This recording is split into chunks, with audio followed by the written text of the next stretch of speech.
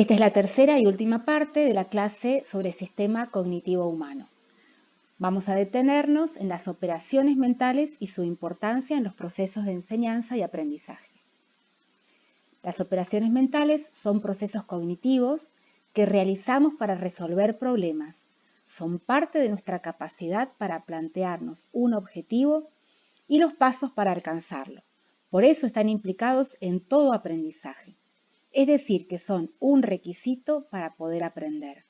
A la vez, no son totalmente innatos y se pueden entrenar, por lo que es necesario trabajarlos y practicar. Requieren de habilidades cognitivas como la atención y las funciones ejecutivas. Entre estas últimas, la inhibición y activación, la flexibilidad, la planificación y el automonitoreo. Vamos a ver la función mental de la atención con más detalle. En primer lugar, tenemos que entender que las personas tenemos ciertas limitaciones en la cantidad de información que podemos procesar. Por eso la atención es una función mental que nos permite seleccionar un trozo de información, ignorar el resto y sostener la atención durante un cierto tiempo para procesar esa información. En la ilustración se ha incorporado una actividad muy simple de Klofki 1 para que los niños comiencen a trabajar la atención mirando ambos dibujos e identificando lo que le falta al segundo. Existen varios tipos de atención. Dos de los más importantes son la atención focalizada y la atención sostenida. La atención focalizada nos permite concentrarnos en una sola fuente de información e ignorar todos los demás estímulos, es decir, recortar un foco atencional. La atención sostenida interviene en tareas que nos demandan mantener un foco atencional por mucho tiempo. Entonces, este tipo de atención nos permite sostener el foco de atención para realizar una tarea que se prolonga en el tiempo.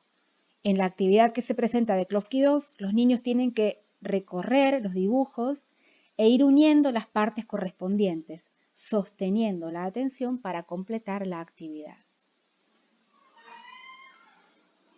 Existen otros aspectos importantes de la atención que están estrechamente ligados a las funciones ejecutivas.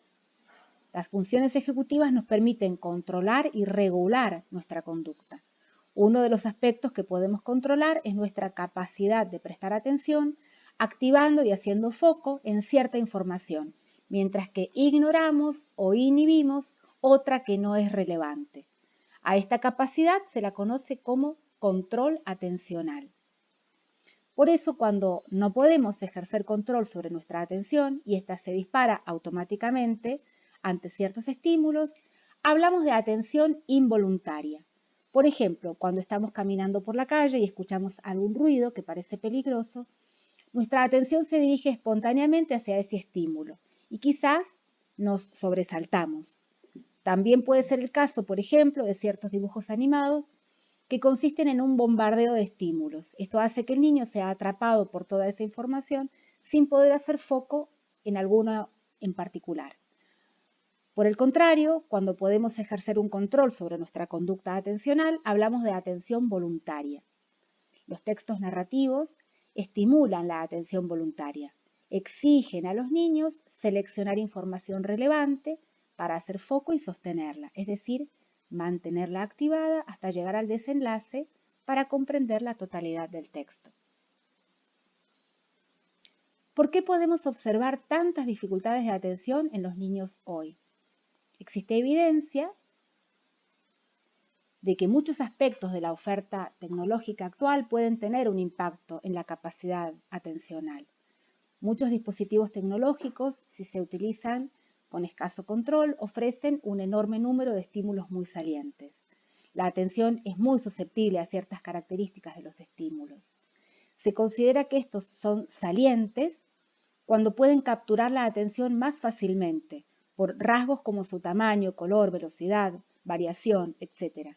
Mucha de la oferta audiovisual para niños, dibujos animados, videos de YouTube, tienen las mismas características. Los estímulos, que son muy salientes, disparan de forma automática la atención involuntaria, por lo que la atención voluntaria, imprescindible para el aprendizaje, se ve desfavorecida cuando la atención se encuentra tomada por estímulos muy salientes, es decir, que la persona está hiperestimulada. Es muy difícil ejercer un control atencional eficiente. Dada la importancia que tienen las funciones ejecutivas para cualquier tipo de aprendizaje, vamos a detenernos en el análisis de estas funciones. Se trata de una serie de habilidades que nos permiten resolver problemas de una forma creativa y novedosa, no sobreaprendida ni rutinaria. Por eso están implicadas en toda tarea que representa algo nuevo, como las situaciones de aprendizaje. Nos permiten establecer metas y formas de alcanzarlas, así como anticiparnos a los posibles resultados de nuestras acciones. Nos brindan la capacidad de regular nuestra conducta para alcanzar objetivos, planificarla, supervisarla y modificarla. Por ejemplo, resolver un laberinto como el de la actividad de Klofki 2 que se muestra en la imagen, representa una situación nueva para resolver. Para hacerlo es necesario identificar la meta y planear los pasos que hay que seguir para alcanzarla. Esto implica pensar de antemano qué caminos nos van a conducir a la meta, es decir, anticiparnos a los resultados. Además, a medida que se avanza en el camino, tenemos que estar atentos a lo que estamos haciendo y corregir los errores que podemos ir cometiendo. Vamos a ver en más detalle algunas de las funciones ejecutivas: la inhibición y activación, la flexibilidad, la planificación y el automonitoreo. Las funciones ejecutivas están implicadas en todas nuestras actividades de la vida diaria y sobre todo en el aprendizaje. El automonitoreo nos permite regular nuestra conducta para poder seguir normas. Además, necesitamos la inhibición para suprimir respuestas más impulsivas. Por ejemplo, hablar sin gritar o levantar la mano para hablar en clase. La flexibilidad nos permite tolerar los cambios y poder cambiar nuestra conducta cuando es necesario. La flexibilidad también nos permite entender las distintas perspectivas de las cosas. Para resolver un problema matemático necesitamos la planificación para poder pensar los pasos que tenemos que seguir para llegar a un resultado final. Además, necesitamos la flexibilidad para ir cambiando de estrategia y el automonitoreo para controlar los posibles errores a medida que realizamos la tarea. Las funciones ejecutivas no son totalmente innatas, sino que se entrenan. Están implicadas en todo aprendizaje. Por eso es muy importante trabajarlas. Ahora vamos a ver cómo se incorporaron en el programa en el apartado Pensamos. Como ya se ha mencionado, la activación se refiere a la capacidad de mantener información relevante en la memoria y la inhibición se refiere a la capacidad de ignorar la información que no es importante en una actividad en particular. Estas facultades son muy importantes, por ejemplo, para la comprensión de un texto, ya que nos permiten jerarquizar la información y formar una representación solamente a partir de las ideas principales. Es muy importante trabajar esta habilidad. En el programa Queremos Aprender se incluyen actividades como la que se ve en la imagen para trabajar la inhibición y la activación de manera específica. Para realizar el juego de El Reino del Revés, los niños tienen que inhibir información que se activa automáticamente al ver una imagen. Para decir una palabra diferente, cuando ven un piojo chico deben decir grande y cuando ven uno grande deben decir chico.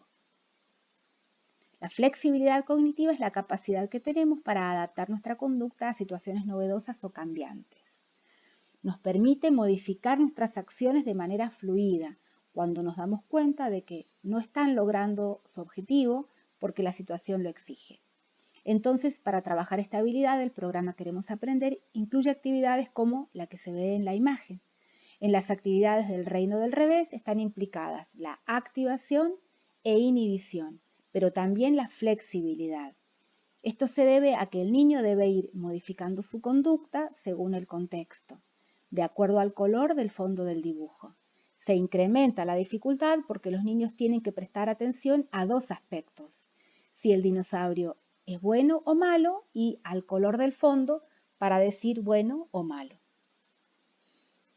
La planificación es nuestra habilidad para establecer una meta y la serie de pasos que nos permitirán alcanzarla.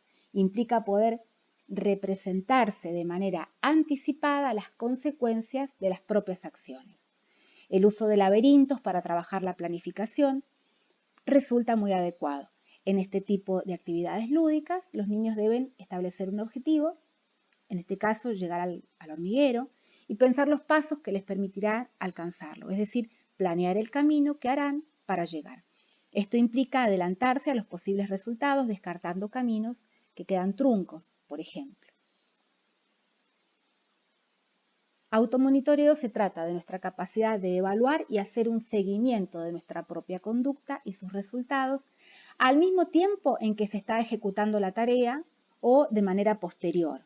Mientras realizamos una tarea, el automonitoreo nos permite ir adaptando nuestra conducta. Al finalizar una tarea, el automonitoreo nos permite evaluar nuestro propio desempeño.